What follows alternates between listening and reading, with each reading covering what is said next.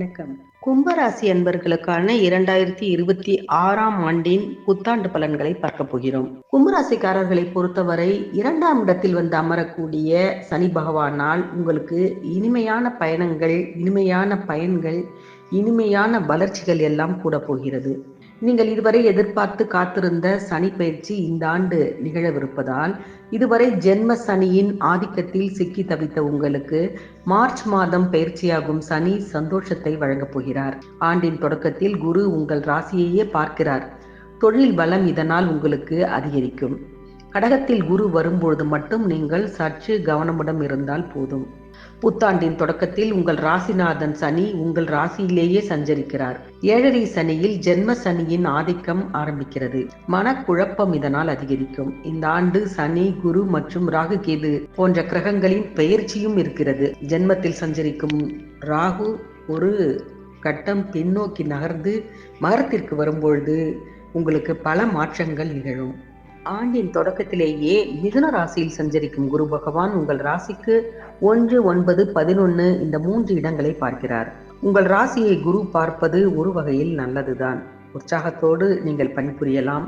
உடல் நலம் ஆரோக்கியமாக இருக்கும். எந்த வேலையை செய்தாலும் வெற்றி கிடைக்கும்.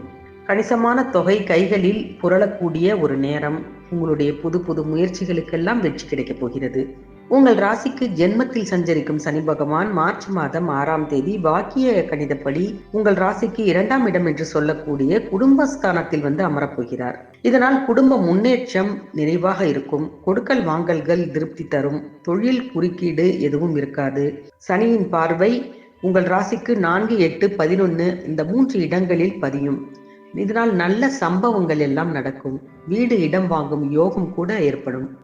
சனியின் பார்வை 8ஆம் இடத்தில் பதிவதால் இதுவரை இருந்த ஆரோக்கிய தொல்லைகள் உங்களுக்கு அகன்றாலும் கூட சிறு சிறு பிரச்சனைகள் வரத்தான் செய்யும். இருந்தாலும் பெரிய அளவில் பாதிப்பு ஏற்படாது. உங்களுடைய சுய ஜாதகத்தை கிரகங்களின் சஞ்சாரம் பொறுத்து இது பர்சன்டேஜ் கணக்கில் ஒவ்வொருவருக்கும் வேறுபடும். விலகி சென்ற சொந்தங்கள் விரும்பி வந்து சேரக்கூடிய ஒரு நேரம் என்று சொல்லலாம்.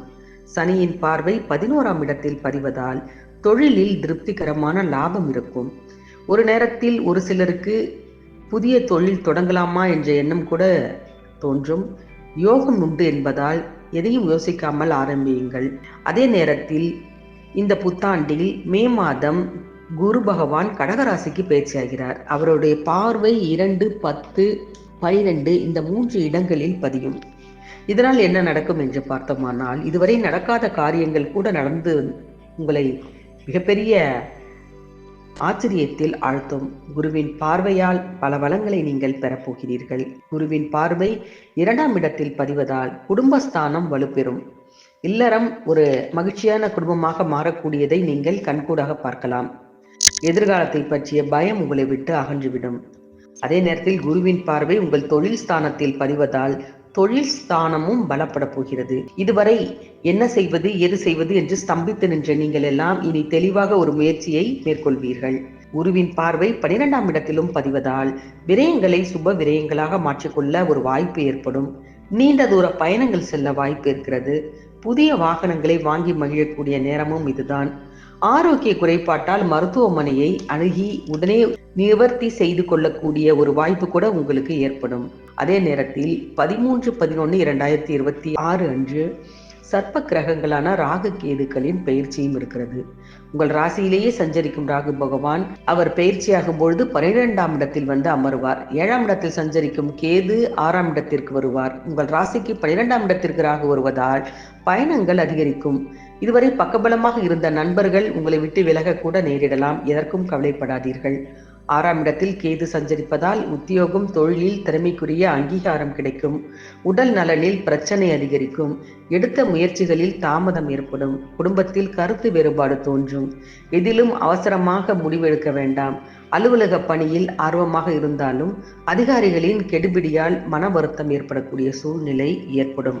எது எப்படி இருந்தாலும் கும்பராசிக்காரர்களை பொறுத்தவரை 7.5 கடைசி பகுதியில் நீங்கள் நுழைவதால் சனியினால் பல லாபங்களையும், குருவினால் பல யோகங்களையும், ராகு கேதுக்களினால் சில நல்ல வளர்ச்சிகளையும் நீங்கள் கண்டிப்பாக பெற முடியும்.